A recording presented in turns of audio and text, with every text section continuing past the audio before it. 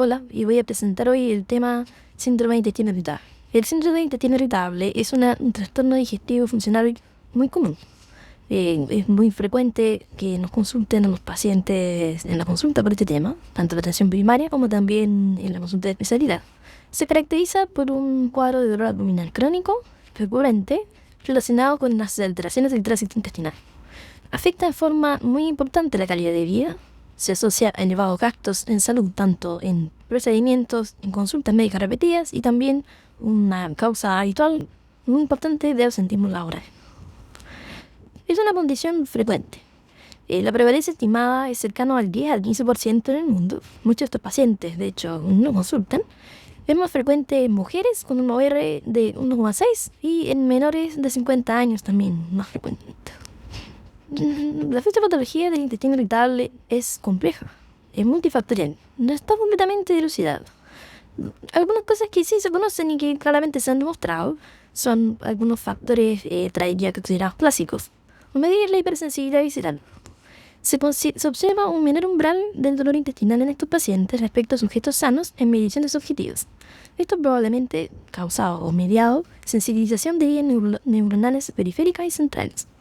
También se observan alteraciones de la motilidad que explican el estreñimiento y la diarrea de estos pacientes y también son objetivos terapéuticos en estos casos. Existe una interacción en el intestino y el cerebro que es evidente. Su alteración explica los síntomas del intestino irritable. Factores ambientales, cognitivos, emocionales pueden afectar la percepción sensorial intestinal. Influyen tanto la vía neural con sensibilización periférica y central como también la vía del cortisol y la vía adrenérgica. La microbiota de estos pacientes es diferente que la microbiota de los pacientes sanos, tanto en composición como también en diversidad. Esto también ha motivado múltiples estudios de probióticos y antibióticos con resultados variables. Desconocemos con certeza si esta alteración es causa o consecuencia de esta enfermedad. Recientemente se ha observado una alteración en la permeabilidad epitelial, con pérdida de los uniones estrechas. Esto permite la exposición de antígenos al espacio subepitelial, activación inmune, inflamación de bajo grado y alteraciones neuromusculares que podrían explicar, sobre todo los pacientes que se denominan que son síndrome intestino irritable post-infecciosos. De esta forma, en un modelo que podríamos denominar integrado, los pacientes con predisposición genética, eventos psicosociales estresantes, infecciones, presentan alteraciones de la permeabilidad intestinal, activación inmune de bajo grado, alteraciones del eje intestino-cerebro, con sensibilización neural central y periférica. Este llevaría a la hipersensibilidad visceral, alteraciones de la motilidad y por último, síntomas gatillados, por ejemplo, por los alimentos.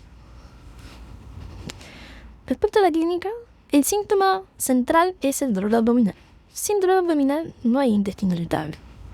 Es esencial, por lo tanto, para el diagnóstico. Es un dolor crónico, pero es intermitente más que continuo. Usualmente es en el abdomen inferior y se relaciona a la defecación, y esto es muy importante también. La distensión abdominal se asocia frecuentemente al intestino irritable. Sin embargo, es un síntoma inespecífico, muy frecuente en otras enfermedades también. Por lo tanto, no se considera un síntoma cardinal para el diagnóstico, sino más bien un síntoma acompañante. Respecto al tránsito intestinal, se sugiere, para darle mayor objetividad al dato anamnéstico, utilizar la escala de Bristol, siendo unos tipo 1 y 2, estreñimiento, los tipos 6 y 7, diarrea. Respecto a la diarrea de estos pacientes, suele ser de baja cuantía, posterior a comer, precedidos por dolor abdominal y también urgencia defecatoria en algunas ocasiones. Puede haber mucosidad, pero no se espera encontrar elementos patológicos en la deposición. Respecto al estreñimiento, es frecuente también y puede alternar con tránsito intestinal normal.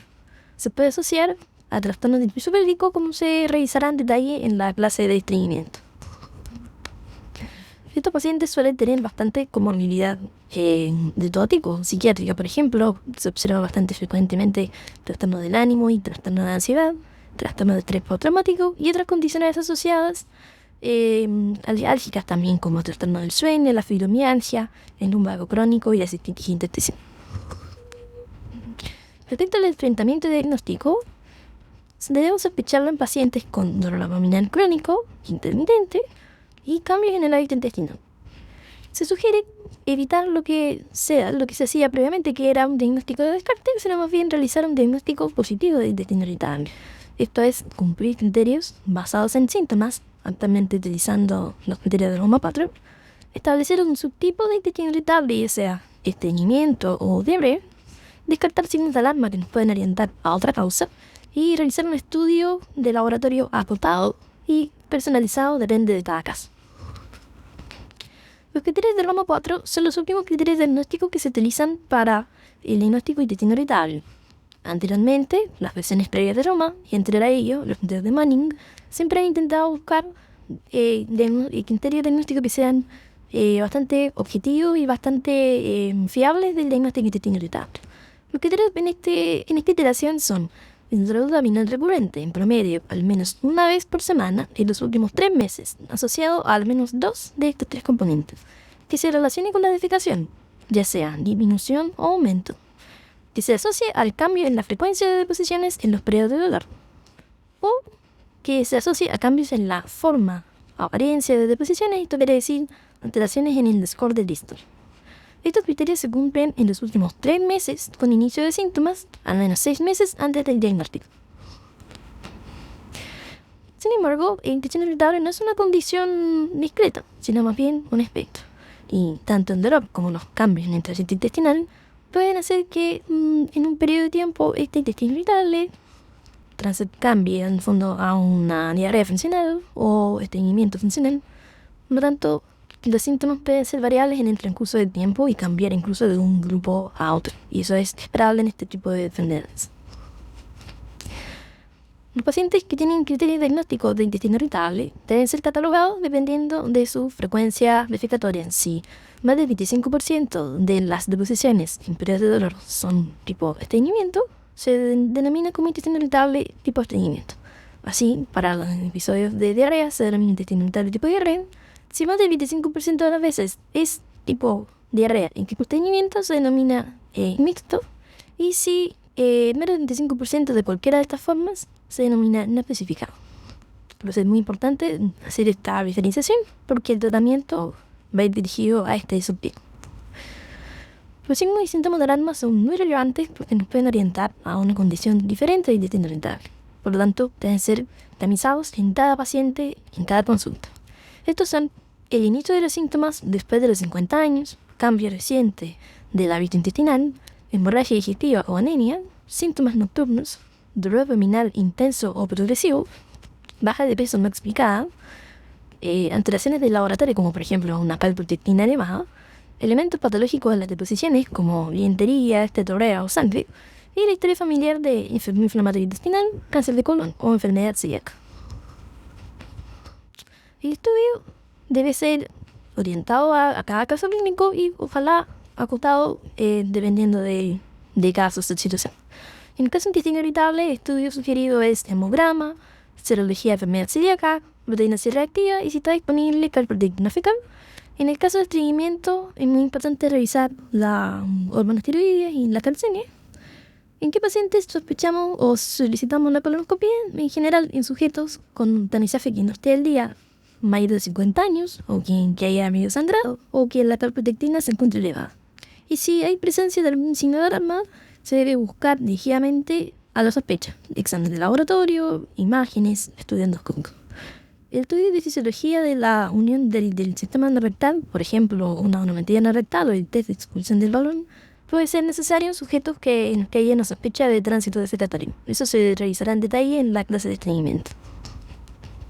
Respecto al tratamiento, el primer aspecto más importante es establecer una adecuada relación médico-paciente. Esto mejora la percepción del paciente respecto a su condición, disminuye el número de consultas y también mejora la calidad de vida de estos sujetos. Por lo tanto, es muy importante destinar, al menos la primera consulta, bastante tiempo para la educación respecto a las condiciones de la enfermedad, la fisiopatología, el aspecto benigno que tiene esta condición, las recurrencias que pueden ocurrir y eso es algo esperado. Por lo tanto, es importante comentárselo al paciente. Otras recomendaciones generales son de estilo de vida saludable, ejercicio regular, manejo del estrés, higiene del sueño y también las medidas dietarias que vamos a comentar ahora. Casi el 80% de los pacientes refieren molestias con algunos alimentos. Probablemente estamos bien mediadas por intolerancia más que por alergias, ¿ya? Por lo tanto, es importante que a todos los pacientes les demos recomendaciones generales. Una de estas recomendaciones, las guías NICE de Gran Bretaña, sugieren alimentación con comidas regulares, no grandes cantidades, no demasiado tarde, consumir fibra vegetal en forma regular, disminuir el consumo de grasas y de alimentos picantes y limitar el consumo de alcohol y de tabaco. En los sujetos que no han tenido una muy buena respuesta al tratamiento con las medidas iniciales, se puede sugerir una alimentación baja en FODMAPs, que son estos componentes fermentables de la dieta, sobre todo derivados de carbohidratos, oligosacáridos, disacáridos, monosacáridos y polígonos. Como les comentaba entonces, se sugiere o se debe considerar en pacientes que tienen respuesta insuficiente en las medidas iniciales y con muchos síntomas derivados de la alimentación, donde lo que vamos a buscar son alimentos o grupos alimentarios que están siendo mal tolerados. Lo importante en esta dieta es que sea por un tiempo acotado, 8 a 12 semanas máximo, y no permanencia por el riesgo de trastornos de la conducta alimentaria, también riesgos de carencias nutricionales y disbiosis. Y especial precaución con pacientes que tengan riesgo de desarrollar o un riesgo latente de desarrollar trastornos de la conducta alimentaria. Los resultados de esta dieta en general son mejores cuando se hace de la mano de una nutricionista. Este es un esquema en el cual pueden ver cómo se lleva a cabo la dieta baja en FODMAPs o alimentos bajos en fermentables. Primero se deben eliminar todos los grupos alimentarios de la dieta de FODMAPs por 4 a 8 semanas. Luego se reintroducen por FODMAP grupal y se evalúa cuáles de estos grupos son los que presentan mayor sintomatología. Luego finalmente se hace una dieta personalizada con alguna restricción o disminución de los grupos alimentarios que están siendo más problemáticos. Respecto al tratamiento con medicamentos, los agentes espasmódicos son un grupo de medicamentos antiguos que ya ha demostrado efectividad y tiene por objetivo disminuir los trastornos de motilidad y estos espasmos intestinales que en teoría se producen en estos pacientes. Hay distintos tipos, dependiendo de ellos, qué mecanismo de acción realizan. Por ejemplo, algunos relajantes directos del músculo liso, como la medebrina, o antimuscarínicos, como la pragiberina o el trimebutil. Los metalálisis demuestran una disminución significativa tanto en dolor como también en distensión en estos pacientes, menos en síntomas globales. Los efectos adversos son conocidos: alteraciones visuales, retención urinaria, estreñimiento y sequedad bucal. Respecto a medicamentos de función periférica que modifiquen o traten los trastornos del hábito defecatorio, el loperamida es un medicamento también ampliamente utilizado, un antagonista opioide periférico, y tiene un efecto antidiarreico, pero no modifica ni el dolor ni los síntomas globales en forma general, sino más bien va dirigido al tratamiento del exceso de movimiento intestinal. El polietilenglicol es un laxante osmótico con el que se logra aumentar la frecuencia de las deposiciones. También no modifica en forma significativa el dolor y la distensión en menor grado también. Otro grupo de medicamentos que existe son los secretagogos, que si bien no existen en Chile todavía, son los que tienen de la mejor evidencia para el tratamiento intestinal de estreñimiento. Inarglutide, lubiprostona y plecanatide actúan en forma luminal los receptores de canales de cloro, por ejemplo, o GMP cíclico, y producen secreción de electrolitos y agua, aumentando el volumen intestinal y también los movimientos y producen como efecto manejo del estreñimiento, dolor y distensión con una muy buena calidad científica. Así que, si bien existen en las guías internacionales, aún en Chile no están disponibles, pero es importante conocerlos por esta razón. Los neuromoduladores o antidepresivos son medicamentos de acción central, por lo tanto actúan a nivel del eje intestino-cerebro. Mejoran el dolor y los síntomas globales y también sirven como tratamiento para la comorbilidad psiquiátrica. Es importante qué tipo de antidepresivo elegiremos por su perfil de efectos adversos. Entonces, si el paciente tiene diarrea, preferimos un antidepresivo tricíclico como amitriptilina, alguno de ellos. Y si el perfil más bien es de estreñimiento, preferimos los niveles de recaptura de serotonina. En estos dos grupos se ha demostrado disminución tanto de dolor como también mejoría de los síntomas globales. En NILS probablemente más afectan síntomas globales más que en tanto. Y los efectos adversos también conocidos: somnolencia, boca seca, arritmia en los pacientes mayores y por supuesto diarrea y estreñimiento, pero esos efectos nosotros no lo conocemos y por lo tanto elegimos ese fenómeno para ocuparlo a favor nuestro.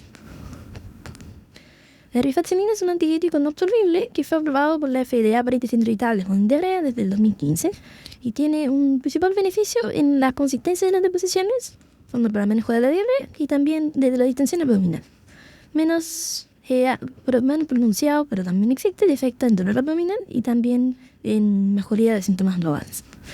Y también con bastante de evidencia de buena calidad. Y se ha visto también de que su respuesta es mayor en pacientes con test de aire expirado positivo para lactulose, probablemente en un contexto de intestino, de síndrome de sobrecrecimiento bacteriano. Los efectos adversos son bastante escasos. Algunos pacientes refieren cefalea transitoria. Así que una alternativa de tratamiento que está disponible.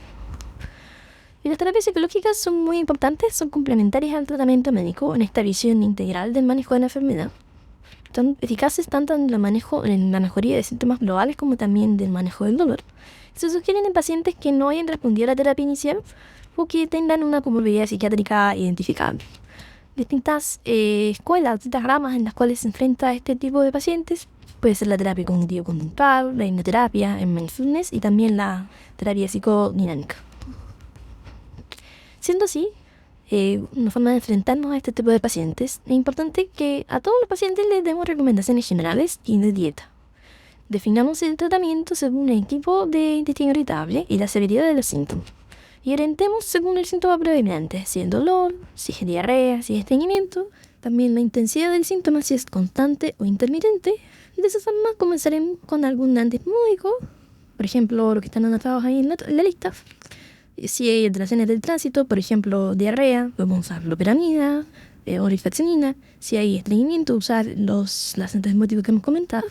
En pacientes que no responden a esta primera línea de tratamiento o que tienen síntomas permanentes, existe la alternativa de usar neuromoduladores, los cuales serán dirigidos al subtipo de pacientes. Si usaremos tricíclicos o también la alternativa de usar inhibidores de captura de serotonina.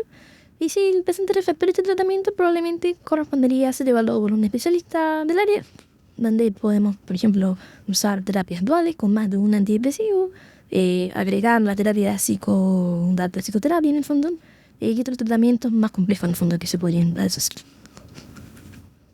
Como conclusión, la irritación irritable es una condición frecuente, de elevada morbilidad y de altos costos para la salud y para el paciente. Se sugiere realizar por esto un estudio diagnóstico positivo, basado en los criterios de Roma y con un estudio que sea acotado para cada caso. El manejo debe ser personalizado, con una mirada integral y basada en la evidencia actualmente disponible. Muchas gracias.